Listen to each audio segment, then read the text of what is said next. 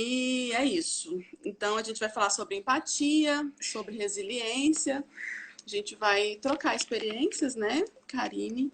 E eu vou Um contar a bate-papo. história. Isso, eu vou contar a minha história para vocês. E dentro da história, da minha história, eu vivi, né, algumas experiências que a Karina vai entrar com a vivência dela, né, com o profissionalismo dela e vai conversar com a gente um pouco sobre isso, sobre meus erros, meus acertos, porque teve muitos acertos, mas também teve muitos erros vividos, né, que faz parte da minha história e Faz que parte. fez parte da construção, né, da mulher que eu sou hoje e enfim. Eu vou tirar o nariz para a gente poder conversar melhor, porque ele dá a gente fica meio fanhoso. Peraí, já volto. Tá.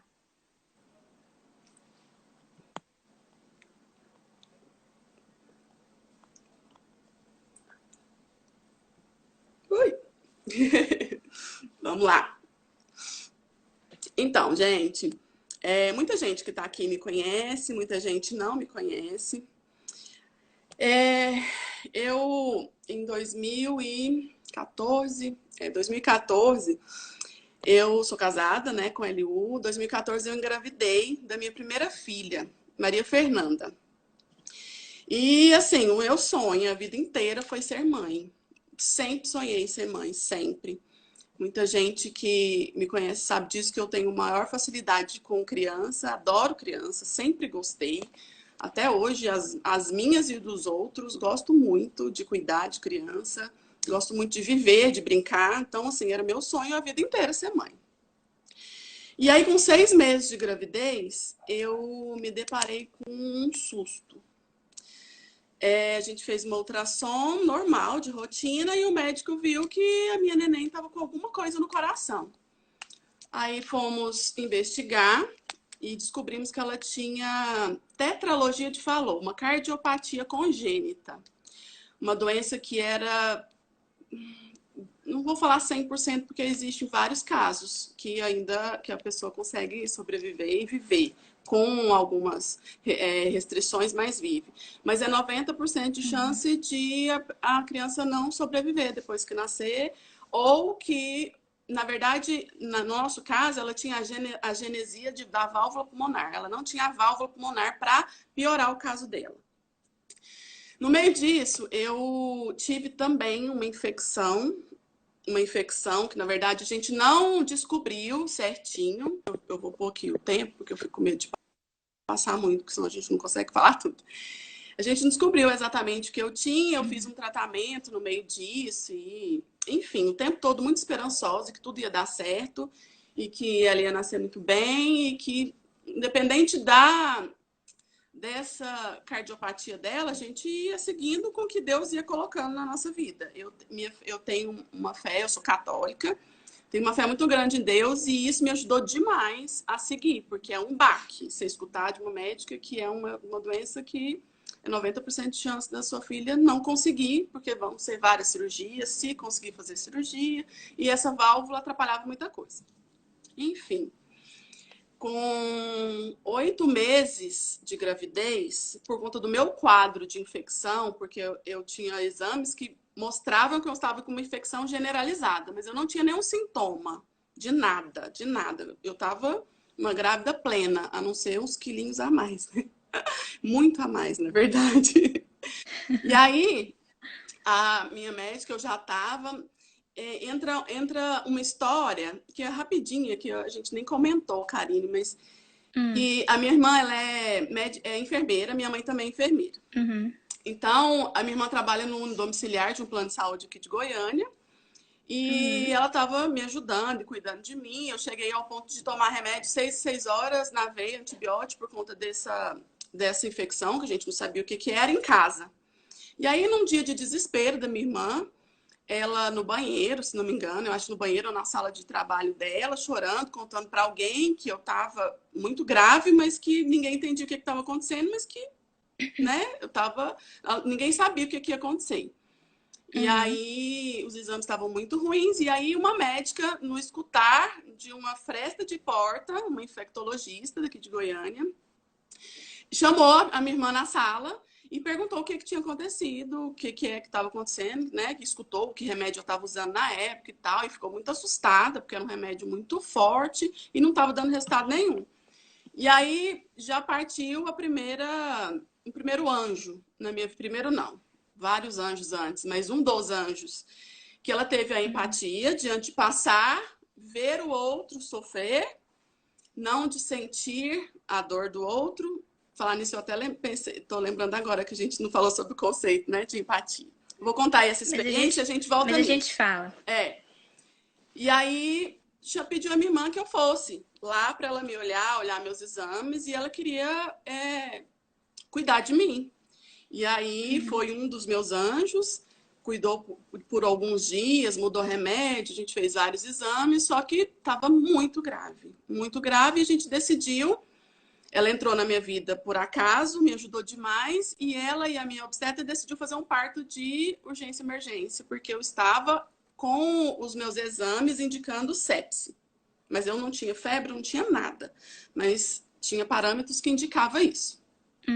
E aí, como ninguém sabia onde estava essa infecção e nem nada, a minha médica estava com muito medo que no parto acontecesse alguma coisa, tanto comigo quanto com a bebê. Então, assim, tudo muito tenso, tudo, minha mãe, nossa, minha mãe, meu pai, meu esposo, todo mundo, né?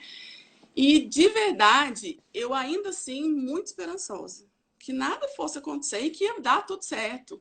E estava dando tudo certo, né? Estava sim dando tudo certo no tempo e no que tinha que dar. E aí fizemos esse parto num hospital aqui em Goiânia, na clínica de esporte, que nunca teve parto, então foi tudo muito improvisado, muito correria, minha médica muito abençoada, e assim, se dispôs, encontrou uma UTI neonatal para minha filha, uma UTI neonatal, uma UTI humanizada para mim, para minha mãe ficar comigo. E aí fizemos o parto. Graças a Deus, no parto deu tudo certo. E Maria Fernanda nasceu plena, sem respirar, sem respirador, sem ficar cianótica, sem nada, mas tivemos que correr com ela.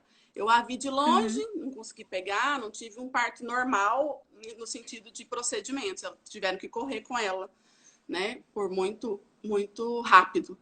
E aí ela precisava de respirador, todo mundo achava que sim. Enfim, fiquei 9 dias numa UTI humanizada junto com a minha mãe. A minha filha do outro lado da praça, no hospital, na UTI neonatal, com o meu esposo cuidando dela os 9 dias, os 9 primeiros dias de vida dela.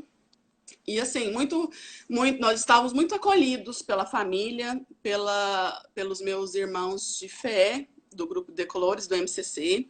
Então, assim, eu estava muito bem respaldada e muito consciente de tudo que estava acontecendo. E aí saí da UTI com 9 dias, fui conhecer minha filha, linda, maravilhosa, e cuidei dela até os seus 48 dias.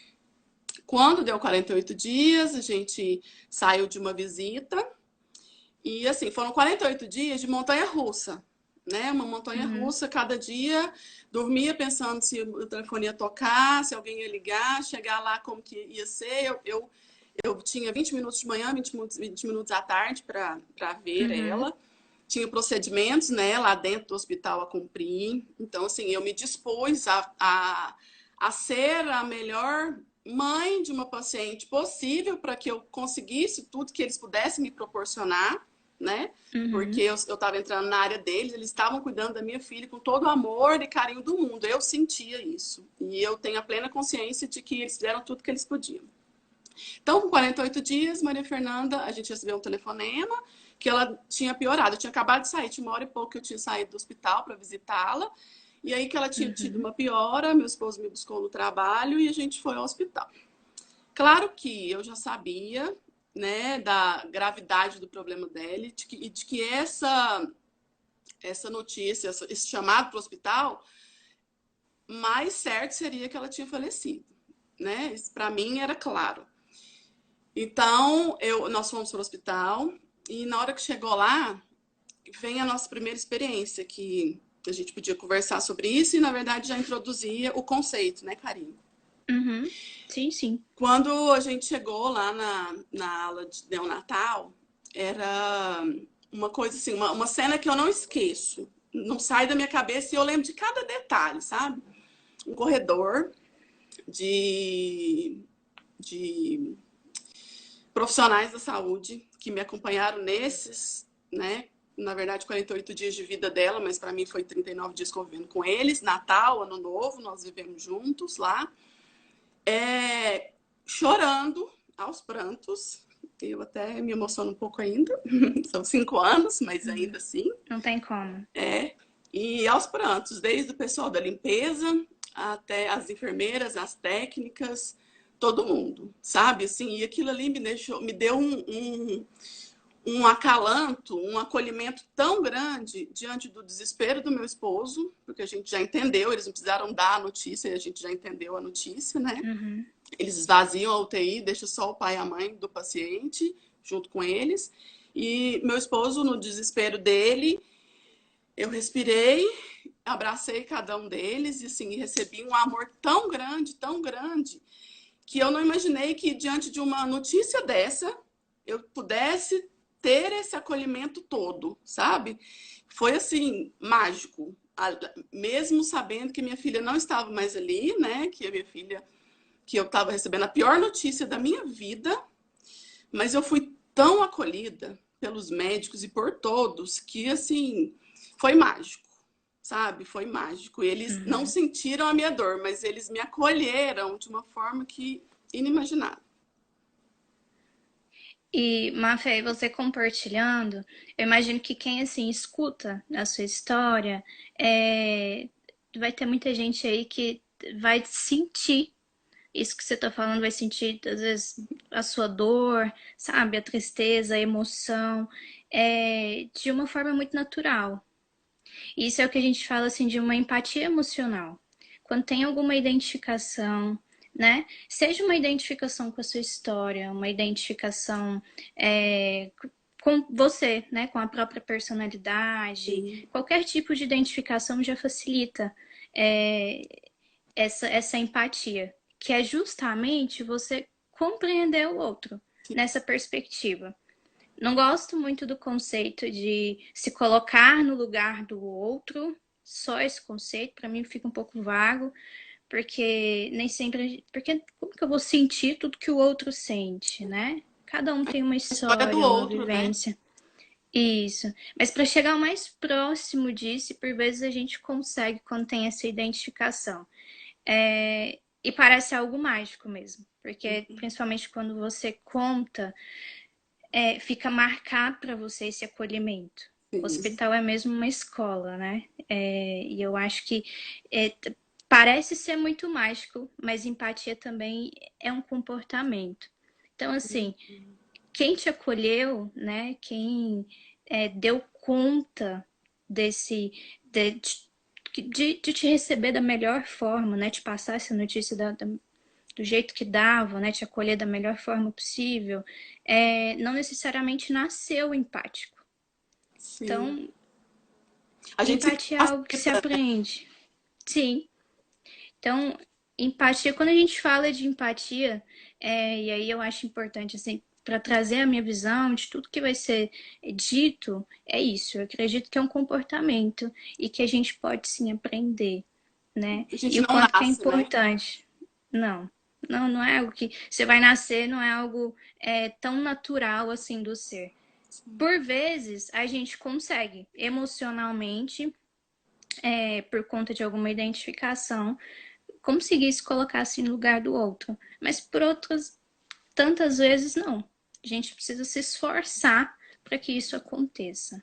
Até mesmo o que a gente tinha conversado antes, né, quando a gente fez a nossa Uhum, pauta, é que dependendo da dor, se você acolher todas as dores do outro, nesse sentido de se colocar sempre no lugar do outro, o outro uhum. adoece também, né? No caso, no ambiente hospitalar, por exemplo, né, que você até tinha me dito.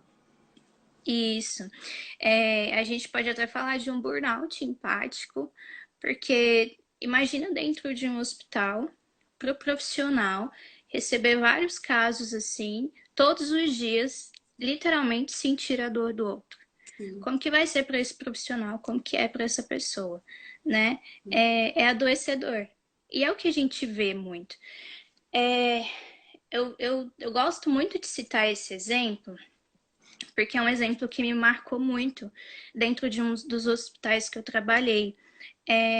Conduzindo um grupo com colaboradores, um deles compartilhou comigo que ele não dava conta mais de prestar um excelente atendimento, porque os pacientes se envolviam com ele e ele perdia esses pacientes. Então ele falou assim: olha, não dou conta mais de perder ninguém. Então, como é que eu vou atender bem? Como é que eu vou acolher e aí criar um laço com essa pessoa e depois perder essa pessoa? Então, Obviamente. então o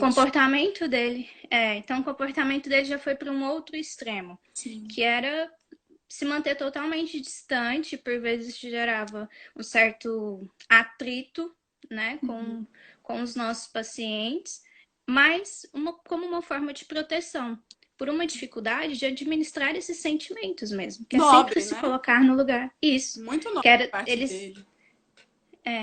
mas então a gente tem, quando pensa em empatia, tem que ser realmente esse equilíbrio aí, porque esse se colocar no lugar do outro, a ponto de você sentir tudo que o outro sente, também não é saudável para você. Não tem ser que dê conta. Sim, sim. Então, voltando à minha história, vamos seguir, né? Uhum, Maria Fernanda faleceu e foi um tempo de, nossa, né? Muito difícil. A priori, o meu esposo, ele ficou muito desesperado, assim, em relação ao comportamento mesmo. E eu também fiquei, mas o meu comportamento era diferente, era de tentar ser um pouco mais firme, mais forte, para seguir toda a burocracia de um falecimento, que não é fácil você escolher o caixão da sua filha, você escolher a hora que ela vai ser sepultada, é muita coisa para uma mãe de primeira viagem que está com seu ninho vazio e assim, né? Enfim, e eu consegui, né, na medida do possível, é claro, tive as minhas fraquezas, uhum, mas seguir adiante disso, do lado do meu esposo, ele nos momentos dele desesperador, mas sempre do meu lado, todo o momento, nós dois sempre juntos, com a minha família, com meus amigos, com o pessoal do MCC, assim, muito acolhidos. E aí, uhum. a Maria Fernanda faleceu dia 8 de janeiro. Eu não me lembro a data exata, mas ainda em janeiro, no final de janeiro, até no dia exato que a gente descobriu a gravidez da minha irmã, 9 anos depois do primeiro filho dela, que foi uma alegria muito grande, apesar do meu luto, eu fui para um encontro, eu vi na internet um grupo de palhaços que estava fazendo uma seleção. E aí eu fui entrar e vi que era o mesmo grupo que fazia visitas no hospital que a Maria Fernanda estava.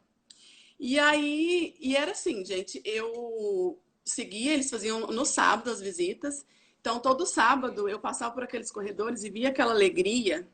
Eu entrava para ver minha filha de outra forma. E olha que eles nem me visitavam ainda, mas eu tinha a esperança Uhum, de que Maria Fernanda desceria por o apartamento, sairia da UTI, a gente ia para o apartamento e que eu receberia uhum, essa visita. Porque assim, eu tinha a plena consciência que a Maria Fernanda não entenderia, né? Por ser uma bebê de dias. Mas eu entenderia e eu seria acolhida e eu receberia sorrisos e brincadeiras e isso me alimentava ainda mais esperança e eu achava aquilo magnífico. Não foi, infelizmente, o que aconteceu, mas eu senti no meu coração que eu precisava tentar fazer algo por outras mães que podiam viver o que eu não vivi. Mas uhum, assim, sempre foi no tentar, né? Eu falei, vou tentar, porque eu tinha muita vontade no meu coração de fazer trabalho voluntário. Mas eu nunca tive, não, nunca me coloquei em oportunidade, na verdade. Oportunidades uhum, a gente tem sempre, né? Mas a gente nunca se coloca à disposição, assim. E aí eu entrei para a seleção do Palhacia. A minha irmã me acompanhou uhum, sozinha. Eu falei, Dani, você vai comigo? Ela, vou. Acho que ela tá até aqui na live, acho que eu vi ela passando aí. Ela falou, você tem uhum, certeza que você dá conta? Eu falei, não, não tenho certeza. Mas eu quero tentar, pelo menos, uhum, né? Se eu não conseguir, ok. Mas se eu conseguir, vai ser um crescimento para mim, né? Diante de tudo isso que eu estava vivendo, eu via que ia Uhum. me fortalecer muito e eu ia poder distribuir esse amor que eu tinha tanto amor para dar, mas que estava tão difícil, né? Viver esse amor diante de um luto. E aí eu participei da seleção, eles me acolheram com muito amor. Participei da primeira seleção do Palhacia. E na época a Roberta era a nossa líder. E aí, dos nossos treinamentos, a Roberta me falou, me deixou muito segura. A gente tinha o batismo, a gente teve vários treinamentos e a gente tinha o primeiro dia no hospital, o batismo.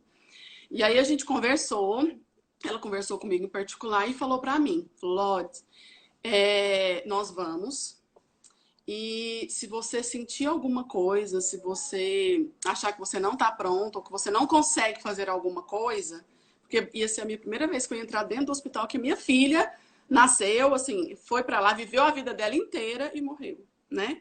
Então era muito Uhum. significativo para mim. E aí ela falou, olha, se você precisar de ajuda, ver que se você não consegue, olha para mim, dá um passo para trás que eu vou te cobrir. E o olhar dela nessa visita foi outra, me emocionando de novo, assim, de lembrar, Uhum. porque ela estava muito atenta aos meus sentimentos, a minha vida, ao que eu estava vivendo ali. Eu estava muito feliz, muito grata a Deus por conseguir, porque eu consegui, sabe, assim, transparecer alegria, eu consegui cumprir a minha missão daquele dia. Só que no último paciente, era na UTI humanizada. Tinha uma mãezinha e um bebezinho com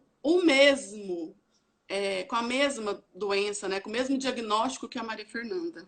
Que normalmente a gente olha, né, lá na ficha Uhum. deles. E aí eu já respirei. Na hora, a Roberta, na hora, olhou para mim, olhou lá pro papelzinho, deu uma olhadinha assim, eu já entendi. Ela deu um passo para trás. Eu não sei se a Roberta lembra desses detalhes, mas eu lembro perfeitamente. Ela deu um De passo tanto que para te trás. marcou. E aí eu dei um passo para trás, ela me cobriu. Fiquei firme ali, mas não consegui entrar no jogo. Não consegui participar do jogo, não consegui levar a minha verdade, assim, né? O que estava acontecendo, as brincadeiras ali. Mas eles me tamparam, a Roberta principalmente, me cobriu, seguiu como se nada tivesse acontecido, ninguém de fora saberia o que estava acontecendo. E a gente conseguiu sair do hospital e ainda assim eu acho que eu consegui a minha missão, porque eu fui para tentar, né? E eu consegui a maior parte do tempo. No final, eu respirei porque eu me vi diante daquela mãe, né? E ela estava vivendo uma Uhum. coisa que eu vivi e que um monte de coisa, né? Passou pela minha cabeça. Então, Uhum. assim, outra forma de empatia, né? Outro gesto, né? De Exemplo. uma pessoa, Uhum. exatamente. Porque assim, quando a gente fala de aprender, né, aprender a ser empático, porque realmente não é fácil, Não. sabe? Entender uma outra perspectiva, entender uma outra história, uma outra personalidade, Sim, é um movimento muito difícil. E aí a gente tem vários exercícios aí que podem ajudar. E a arte, e aí compartilhando um pouco da minha experiência também com a palhacia, é um negócio incrível para a gente aprender. E a arte do palhaço dentro do hospital, ainda mais. sim, É, todas as visitas, assim, que se a gente for pensar, sempre teve um momento, porque isso é um negócio que surge muito, que a gente precisou parar para entender o momento do outro. E aí a gente fala tanto do jogo, né, para entrar ali no jogo, na brincadeira, qual que era o momento de parar, qual que não. É, quanto também, quanto que era pra gente entrar em ação e quando não. Eu lembro disso depois que a gente conversou também, eu lembrei de uma das visitas que eu fiz no hospital e a gente, palhaço, né, naquele alvoroço e tal, a gente tinha saído de um quarto super animado e aí quando a gente saiu, a gente se deparou com uma família e a gente já ia direto neles. sim. Só que aí quando a gente estava indo, a gente viu que na verdade eles estavam chorando e era um momento muito delicado. Na hora, E isso foi muito bacana, porque assim, tanto eu senti quanto o grupo sentiu, não era o momento, né? Ter essa Meu desejo, sensibilidade é muito importante, né? muito importante. Não era o momento, e dali a gente parou, a gente ficou inclusive um tempo assim parado. Um dos familiares é, deu alguns sinais de que a gente podia chegar, mas a nossa única atuação com aquela família foi abraçar. Então, assim, a gente tava de palhaço, saiu super animado de um quarto, super brincando, mas com uma outra família o movimento não era esse. Então, a gente estava ali caracterizado e a gente só abraçou aquela família e saiu. Então, é um treino mesmo, assim, é um treino incrível, porque é perceber o outro nesses detalhes, Sim. né? E o trabalho voluntário também é uma forma, né, de você Uhum, não, igual a gente falou, a empatia não é exatamente você sentir a dor do outro, mas é você olhar a perspectiva do outro e tentar mudar aquela realidade também, independente do resultado que isso vai trazer para você, né? exatamente, E o trabalho exatamente. voluntário traz muito isso. A gente precisa muito, não exato. Da mesma forma que os profissionais de saúde, nós, como palhaço de hospital, a gente precisa ter também esse cuidado de não levar para Uhum, casa tudo aquilo que a gente vê, né, sentir e vivenciar dentro do uhum, hospital, porque realmente pesa muito, uhum, né? Eu mesmo tenho, uhum, antes de entrar, eu rezo, pedindo a Deus que me dê uhum, uma alegria, que eu consiga transparecer isso, né? E quando eu uhum, saio, eu também rezo, pedindo a Deus que limpe o meu coração também das tristezas, né? Das energias uhum, mais pesadas, porque é muito difícil, porque eu volto para casa, eu tenho duas crianças, né? Eu tenho duas meninas lindas e maravilhosas, alegres, esperando a mãe uhum, palhaça chegar. E aí eu não posso passar isso para elas, né? uhum. Então, E é isso. É, eu queria que você compartilhasse também um pouquinho da sua elaboração aí, porque você ainda teve um momento ali de sim. vivência de luto, né? Sim. Então, seguindo, eu entrei no Palhacia, né? E isso foi um processo, porque assim, o luto, Uhum, ele é, de novo, eu acho que vou usar a mesma expressão, uma montanha russa, né? Às vezes a gente tá bem e a gente tá bem uhum, acolhido, às vezes a gente se sente sozinho, ou então quer estar sozinho, e vem o desespero, e vem a tristeza, e ao mesmo tempo a gente quer sair disso, enfim. Então, o meu luto, o meu processo de luto, ele foi muito bem amparado, né, pela minha família, por todo mundo, uhum, mas eu me vi com a saúde mental muito, nossa, assim, muito ruim. Eu não estava bem, eu precisava de ajuda e de ajuda profissional. Eu consegui ver uhum, isso e eu tive a ajuda da minha obstetra também, que mesmo depois do parto e do falecimento da Maria Fernanda, ela me acompanhou um pouco mais de perto e ela percebeu isso também e me encaminhou, né, para um atendimento de emergência psicológica do plano de saúde uhum, aqui de Goiânia. E eu passei por essa, como que falo, por essa entrevista, né? E comecei a me tratar. E assim, diante disso tudo, muita coisa aconteceu e uma das coisas mais marcantes assim que eu lembro quando eu vivenciei esse luto e que eu consegui trabalhar isso na terapia do luto neonatal foi o meu casamento. O meu casamento, depois que a minha filha faleceu, nossa, foi só declinando. Por quê? Eu não conseguia identificar a dor do meu esposo. Eu conseguia ver só a minha dor. Eu queria que ele me acolhesse o tempo todo. Eu sempre chorava, porque, como eu disse, o primeiro momento ele ficou num estado de desespero e eu mais firme. uhum, Depois de algumas semanas, ele se fortaleceu, porque ele é né, o chefe da família, ele é o pai, né? uhum, Ele tem dois filhos, né? Na época a gente tinha a nossa primeira, mas ele já tinha dois filhos, então ele precisava estar firme para seguir. E eu achava que ele estava uhum, firme demais, demais, e ele não estava me acolhendo, e eu comecei simplesmente a desentender aquilo e não querer mais, assim, eu a gente entrou em conflitos, assim, muito ruins, sabe? Porque eu não via a dor dele, eu não Uhum. queria ver, eu não sei se eu, no meu estado né, o meu luto, eu não via. E aí, na terapia, eu consegui trabalhar isso e consegui expor isso, né, para psicóloga.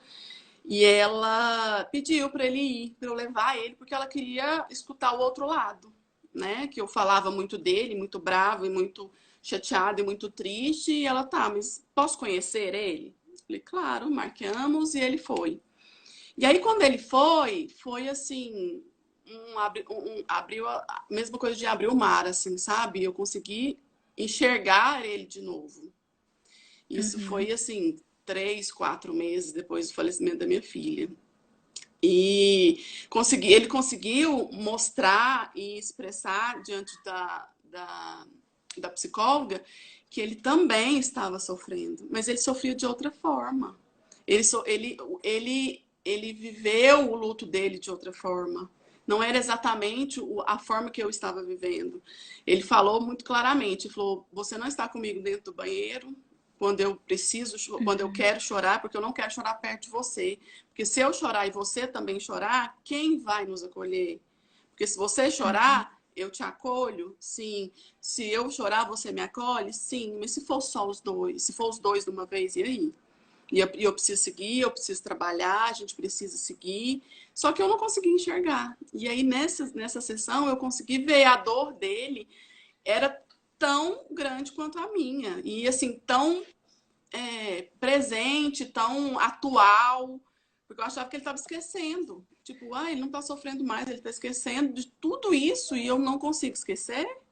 Como que é isso, né? E assim, foi muito libertador, sabe? Eu consegui seguir com o tratamento da minha saúde mental para conseguir resgatar o Uhum. meu casamento que estava indo por água abaixo, porque eu não conseguia enxergar ele, não conseguia enxergar a dor dele. Uhum. E aí a gente fala de um momento que é de uma empatia, que ela inclusive é saudável. E saudável em que sentido? Eu só consigo fazer esse movimento para o outro, enxergar a emoção do outro, o sentimento, a vivência do outro, quando eu faço isso comigo. Então, o movimento, primeiro, ele é interno. Então, primeiro eu preciso dar conta das minhas emoções, primeiro eu dou conta dos meus sentimentos, primeiro eu me resolvo. Depois eu faço o movimento para o outro, né? E eu acho que é muito do que você compartilha, né? Principalmente assim, tanto que é importante entender os limites. Então, você chegou ali num limite, seu esposo chegou num limite, e vocês não precisavam seguir sozinhos, né? Sim. É, foi necessário uma ajuda profissional. E o quanto que isso é importante, a gente Nossa. dar conta de enxergar isso, né? Enxergar o apoio profissional como meio de ajuda, né? Para a gente seguir da melhor forma possível. Nem Eu sempre é fácil, também, né? nem sempre, acho que nunca. Isso é um dos comportamentos, assim, sentimento, emoção, não é um negócio fácil da gente lidar, da gente dar conta. Infelizmente, ainda é em volta de tanto tabu, né? A gente tem muito Uhum. tabu ainda em relação a isso, o que dificulta mais a busca de ajuda. Mas Sim. quando tem gente que compartilha, igual você compartilha esse seu caso, a gente vê tanto que é eficaz. Eu Afetivo. também. Uhum. Eu também na minha atuação na área assistencial, vivenciei o momento com a equipe, na verdade. A equipe se envolveu muito no caso, e aí a gente vai falar aí de dois extremos, né? A Sim. gente tem aquele profissional totalmente frio, né, que se abstém, que se afasta, e tem aquele profissional que por vezes se envolve muito, se identifica muito com determinados casos. E uma equipe de forma geral, se identificou muito com o caso. Infelizmente, a gente perdeu uma paciente na UTI, uma paciente muito jovem. E ali os nossos residentes, enfermeiros, médicos ficaram muito comovidos. Tão comovidos ao ponto de alguns deles desmoronaram tanto quanto a família. Sim. foi um momento muito difícil, assim, tanto que alguns dos meus colegas foram acolher a família, e ali eu tive que acolher a equipe, porque eles passaram mesmo, assim, de um limite de sentir tanto a dor do outro, né? Sentiu tanto a dor daquela família, de perder aquela criança, que eles não deram conta ali dos próprios sentimentos, das próprias emoções. Sim. Então, entender limites, até onde eu posso ir, até onde eu posso sentir, né? De forma que isso não prejudique o outro e nem me prejudique, ali eu falo de uma empatia que é emocionalmente saudável, né? Sim. E é muito importante a gente pensar nessa parte, a gente tanto a saúde física quanto a saúde mental, ela precisa ser cuidada, né? A gente fica muito nessa parte de psicólogo, psiquiatra, é porque a pessoa tá louca ou a pessoa, né, tá, enfim, são tantos adjetivos ruins que as pessoas colocam diante dessa situação e que não mesmo. Não, eu estava Uhum, tratando a minha saúde física, sim, mas a minha saúde mental não estava bem. Não mesmo. E não adiantava só a minha saúde física ali naquele momento, nessa fase da uhum, minha vida. Eu precisava tratar da minha saúde mental. E aí eu busquei a terapia do luto e também, em uhum, paralelo, um psiquiatra. Eu fui encaminhada também para um psiquiatra para eu poder uhum, dormir bem, né? Diante de, enfim, o tratamento adequado para a ocasião. E assim, a gente precisa quebrar esses tabus, né? Não é o psiquiatra, o psicólogo, não é isso. Ele quer cuidar, ele cuida de uhum. você, né? Ele para você seguir tão bem quanto fisicamente. Quando você vai num nutrólogo, num médico, num cardiologista, você precisa cuidar da sua saúde mental também. Exatamente. Se tem problema no coração, busca o Logista. cardiologista, né?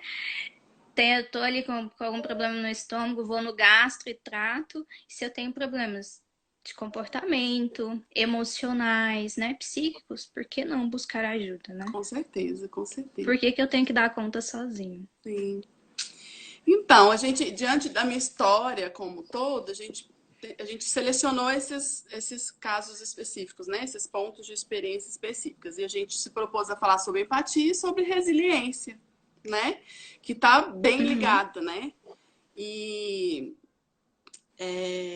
depois que eu consegui ter alta da minha terapia do luto, e a gente fechou a terapia com uma viagem, eu e meu esposo, né, pra gente se uhum, encontrar de novo, pra gente tentar conversar sobre assuntos que a gente não tinha conversado ainda e colocar tudo em pratos limpos.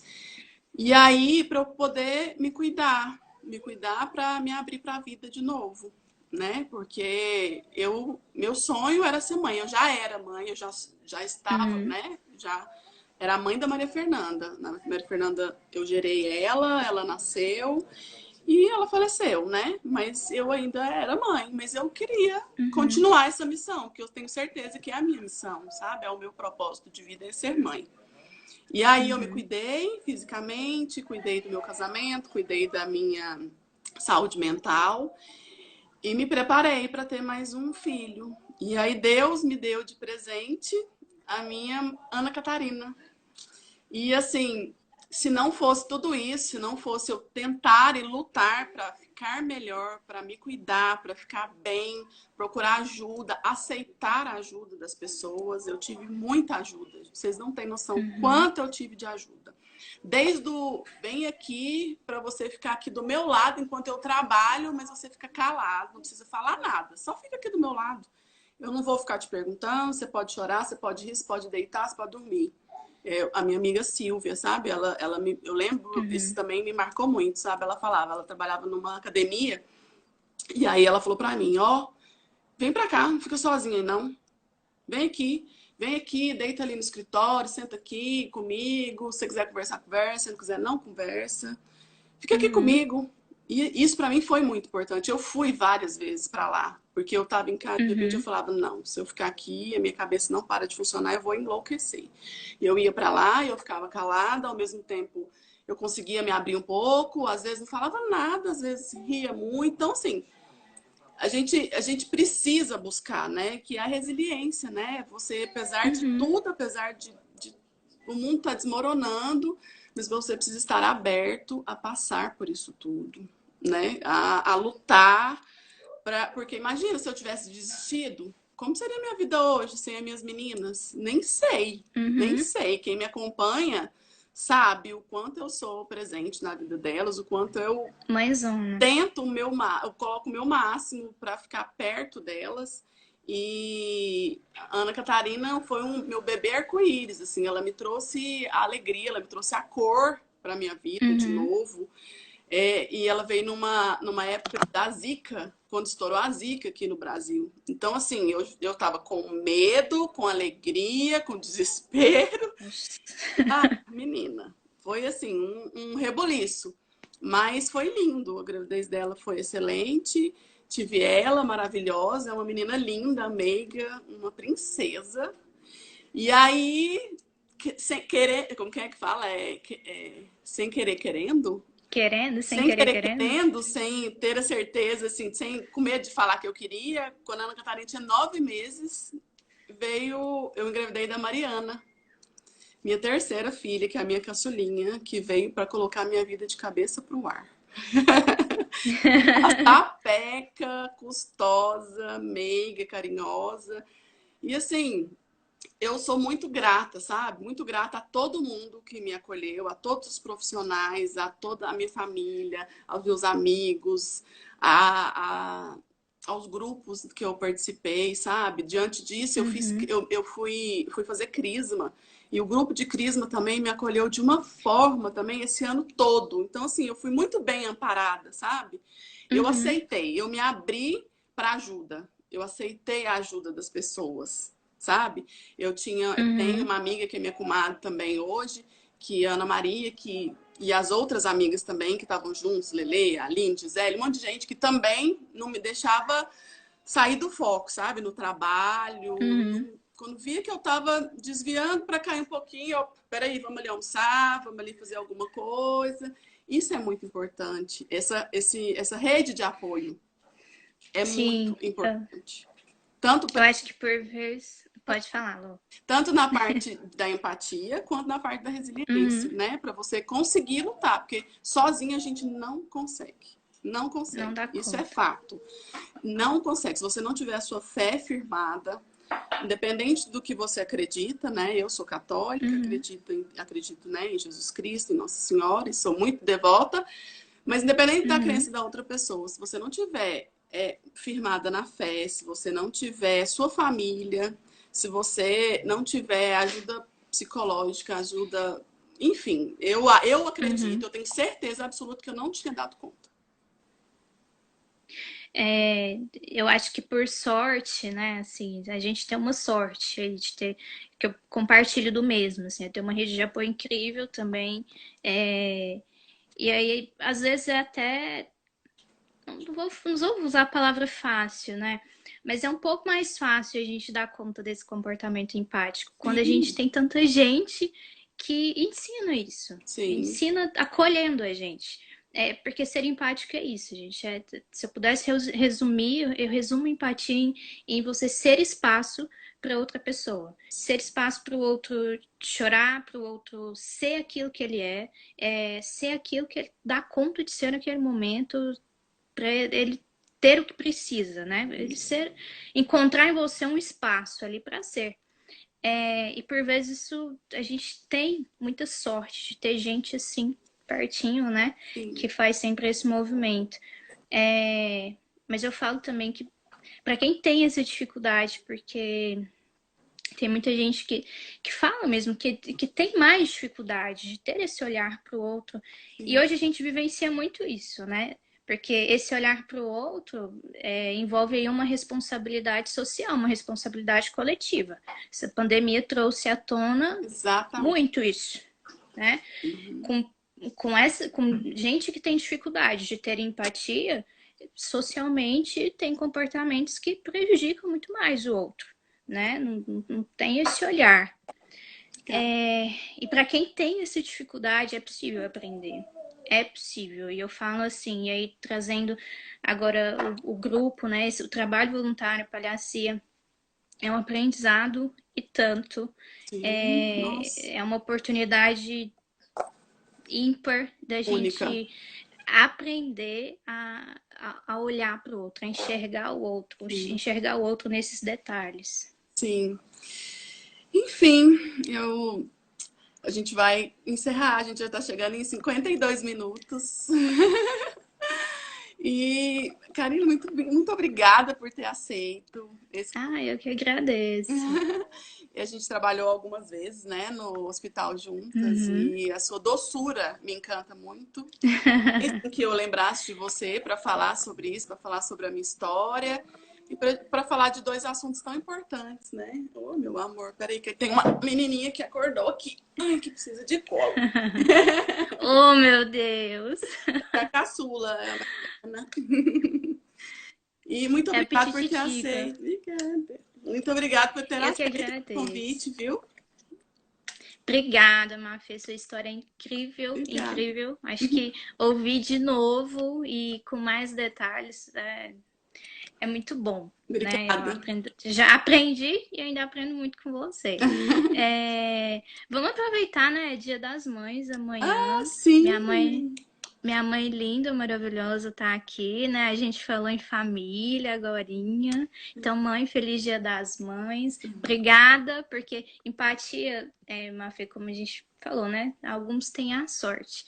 E eu falo que eu tive a sorte, sim. Empatia eu aprendi, eu aprimorei na universidade, aprimorei com a palhacia, aprimorei na vida, mas eu aprendi, eu tive a sorte de aprender isso em casa, né? Os meus pais Uma são base. exemplo disso. E minha mãe, te amo, feliz Dia das Mães. Gracinha.